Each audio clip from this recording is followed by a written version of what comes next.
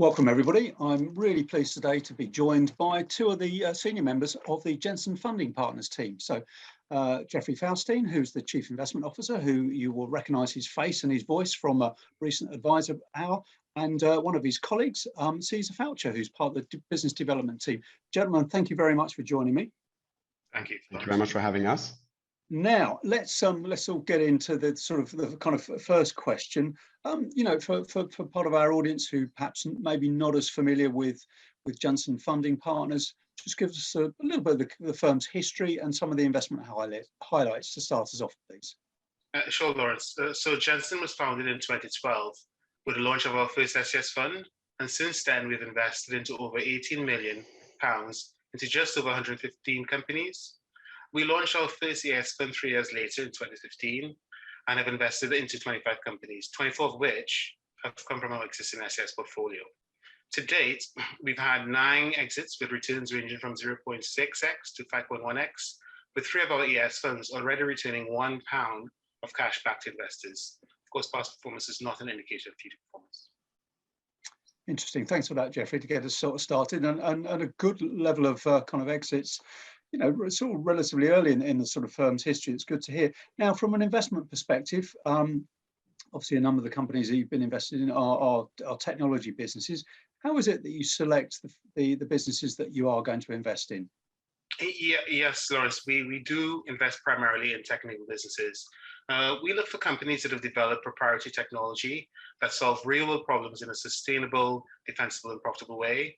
We also look for teams that have domain expertise and have identified a gap or a need in the market, and they've taken that brave step to address that need. Now, you mentioned real world problems there, which is a very kind of interesting expression. So, do I gather from that sort of sustainability or ESG is an element of the areas that you kind of look to invest in, or at least is part of what you look for with potential investee companies? Yes, I'll take that one. I mean, there are no specific sort of requirements for the companies that we invest in currently in terms of, but the ESG principles are incredibly important. But they're still sort of a relatively new concept, inherently sort of looking for companies that have an impact across the portfolio, across different verticals. And what we see is that there are a lot of standards that are sort of being put in place. And the reason for that is the difficulty basically of producing a set of standards that are sort of proportionate to the various sectors and stages and nature of the different businesses. So ESG is sort of, walking the walk of good, ethical, responsible business across all of our portfolio companies and across the way that we look at businesses. So it's about, building a sound, successful business that will grow and deliver value to customers, to shareholders, but in a very sort of responsible way that manages the impact on the planet and on the people as well. Oh, thanks for that, Cesar. Now, my next question sort of follows on from this, really. Sort of diversity, I know, is an important element of the way you invest and in the companies that you kind of look to invest in. What exactly do you mean by diversity as an investment manager, and kind of why is it important?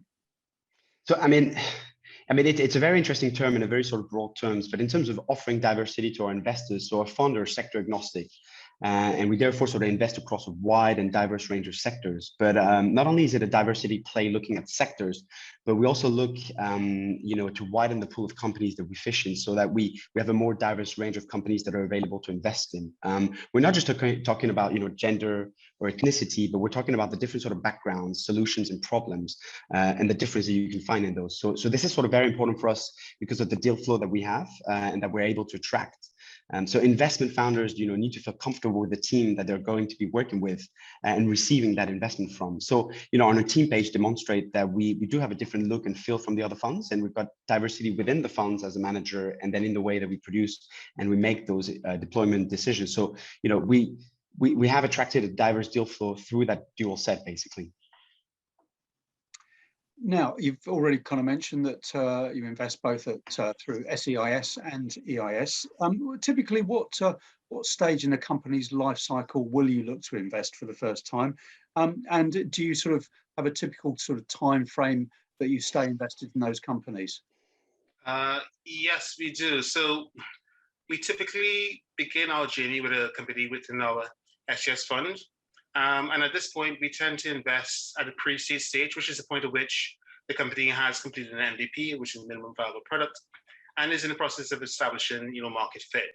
What this allows us to do is mitigate some of the product risk and focus the investment on revenue generation.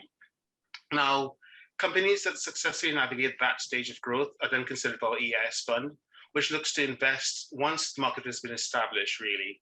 And the company is looking for kind of continued support to refine their growth metrics. Now, in terms of time, we expect investments to take between 5 and 7 years before we see a return. And sometimes that might take a bit longer, depending on the nature of the economy, the market, and the individual businesses. But that's the expectation.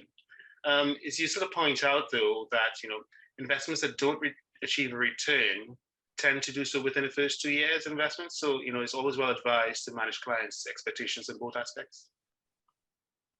Thank you for that. And just following on from that, I mean, when you do invest in a business, even at that kind of relatively early stage that you just highlighted, do you have sort of an exit strategy in kind of mind, or is that sort of too early when you're first making your investment to have that time frame in mind? No, yes, this is a key aspect of our investment decision making. We'll only invest in a business if there's a credible exit strategy in a time frame that aligns with our investment criteria. And of course, that we are convinced that all of the stakeholders are aligned with that strategy as well. We would expect to make a trade sale in about 5 to 7 years. That's probably the typical exit route for most of our investments. Now let's talk about sort of valuation. I mean, how do you arrive at what you might describe as a sort of fair valuation when you make a sort of first investment? And then once you are invested in a business, how regularly do you revalue that position? Yeah, it's part art, part science, really. Because it's so early stage, we more look at the amount of equity that we would need at the early stage for a first investment, more than a valuation. Valuation tends to be the kind of result of that equation, really. Once we've invested on an ongoing basis, we follow the IPEV guidelines. And due to the early nature stage of our investees, we apply a calibration to the price of recent investments as a main valuation methodology, where we take a prudent approach, kind of marking down opportunities that don't meet the performance against expectations, but only marking up when we have a real pricing event, such as an investment. So we do err on the cautious side somewhat. We carry this out every 6 months as a part of our internal processes. Interesting. So yeah, as you say, a sort of cautious approach to sort of valuation, which seems very prudent and sort of sensible. Now let's sort of kind of move on, but slightly broader questions to sort of finish up our discussion today.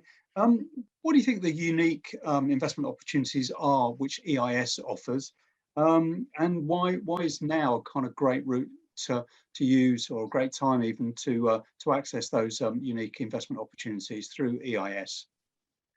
I mean, it's a really good question in the sense that EIS offers an investment in the seed stage businesses as opposed to sort of a pre-seed. So businesses that have, as Jeffrey mentioned, sort of product market fit, that have a proven sort of starting commercial traction. And basically what the EIS provides in terms of cash and us as a manager is, the competencies, the value add for fueling growth and allowing sort of scalability, right?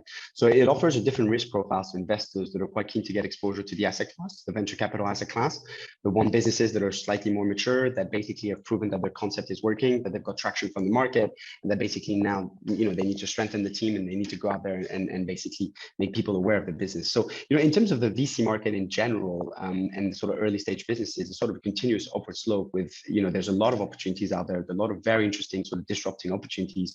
And EIS offers that sort of angle to be able to benefit from those businesses, but also, managing valuations as well and being able to sort of get in at the, at the right timing where, very interesting validated business where valuation might be still correct, and you're able to sort of getting in that interest. And then, companies that have a great potential for follow-on funding as well.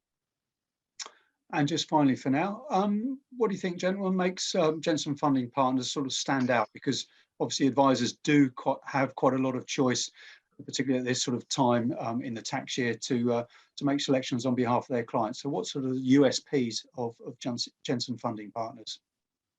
I think there are a few. I mean, we could touch on the fact that, because of how we're structured, we can deploy very, very quickly. We typically deploy, we will deploy within this tax year and close our fund, within 3 weeks of the tax year and still deploy all our funds. So that's fast deployment is one, definitely.